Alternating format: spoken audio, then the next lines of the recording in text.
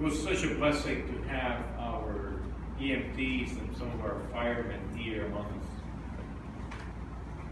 It was a blessing because as we commemorate this day, we are reminded of why we had vocations of service. We have vocations of service because Christ is our servant. And He models for us a way forward. Just like in today's gospel where Christ compares the kingdom of God and God Himself with a a shepherd who loses his sheep, or a woman who loses her coin and is relentless in finding them. So on a day like today, we celebrate, we highlight, we exalt the life of service that our Lord Jesus has taught us. 15 years ago, first victim of the attacks of 9/11 was a man of God, Father Michael Judge, victim 001. He was the chaplain of the New York Fire Department. When he heard the news about what was going on in the South Tower, he went to the North Tower where they had set up a commanding post to help in the aid. When the second plane hit the North Tower, some of the debris from the tower as it hit it went inside the tower where he was and killed him, along with other people. His body was carried. His remains were taken to St. Peter's Basilica in New York, a proper place for a man of God who preached the gospel and who was providing care at the time of the attacks, not just for the first responders, but as the people were coming down, he was blessing them, helping them, praying for them. And even as those first bodies were being recovered, he offered and he did the last rites, the last sacrament that our brothers and sisters in the Catholic faith offer to their dead. That's what service is about. Can you imagine, as I started looking for information regarding our EMTs and all the people that serve in our community as first responders, I came up with this list and I want to show you.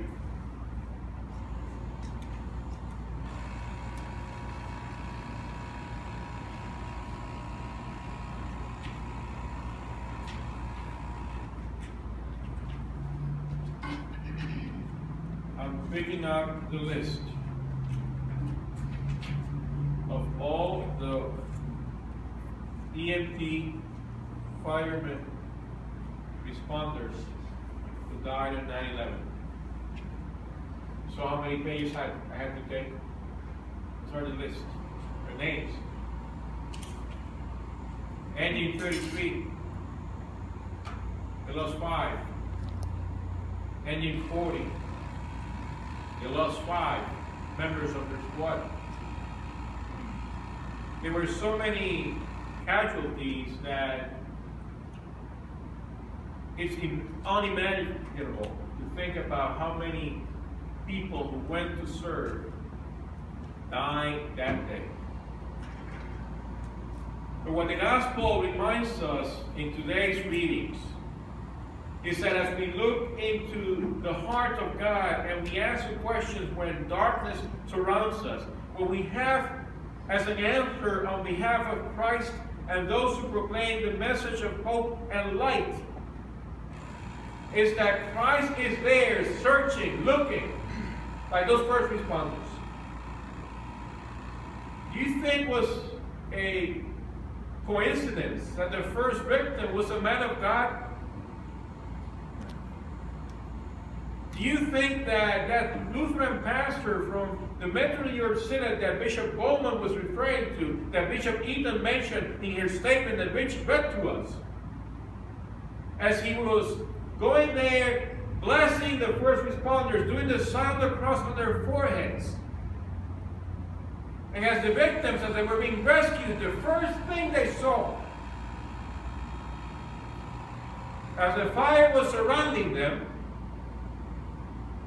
what they saw was the reflection of the fire on the foreheads of the firemen and EMTs that went to rescue people.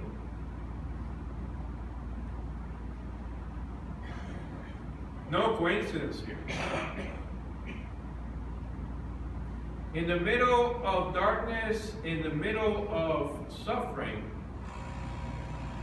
the light of Christ, the love of God is there.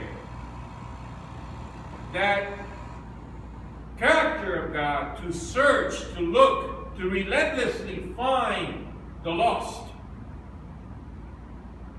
is what inspires us, what drives us to serve. Yesterday, as Sharon, Carol, Bob, Mikey, and Dakota, and myself joined our brothers and sisters in St. Mark's Lutheran Church, and we saw all their members from the Methodist Church of Franklinville who joined us, and a Pentecostal pastor who joined us, Pastor Lisa, and then our brothers and sisters from St. Mark's. A lot of people, right? And as we went out to feed the homeless, taking the stuff that you provided. And as we walked the cities of Philly and stopped and we're being blessed and blessing those who were less fortunate than us, on the eve of this day, September 11th, all I can think of is our Lord Jesus guiding our hands, guiding our journey, guiding our voices, our mouth, our feet, our hands to care for others. And like I mentioned before, as we were blessing our EMTs and police and firefighters that came today, there was this ambulance in our third stop in one of the shelters where there was these two EMTs who took one of the homeless men who probably either was out, we don't know what happened to them in terms of the medical condition, but they were taking care of them. And I saw the care they exercised in providing health and wholeness to this body that was dirty, yes, and it didn't smell good, yes, but needed help. I knocked at the door on the back of the ambulance. I had 2 bottles of water.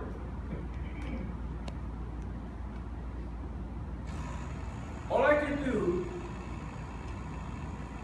could offer at that time, in appreciation for their service to us, was the bottles of water and a blessing. They accepted the water. They said thank you. And they continued to care for the man who was inside the ambulance.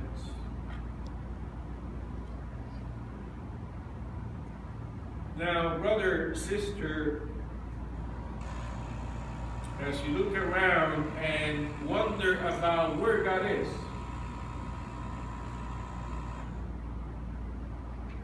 I can tell you, I can promise you, that even in the darkest, most horrible moments of your life, either individually, communally, nationally, worldwide history, God has always been there.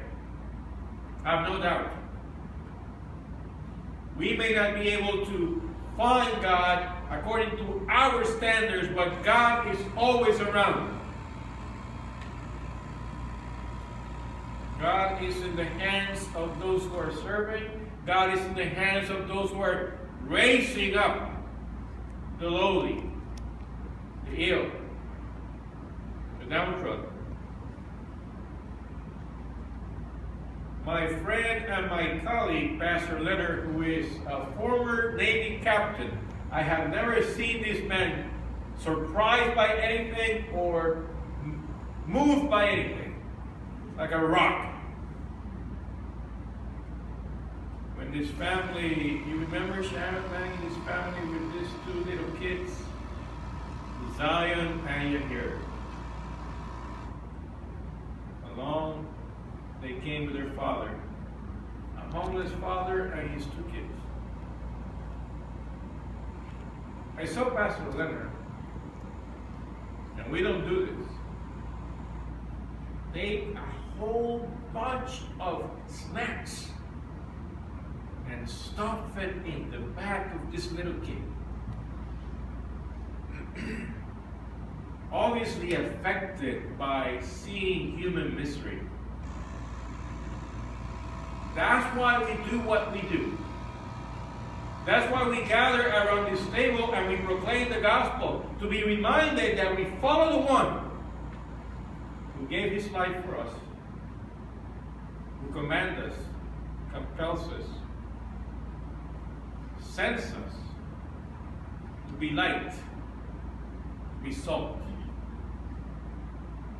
to show love, to show mercy.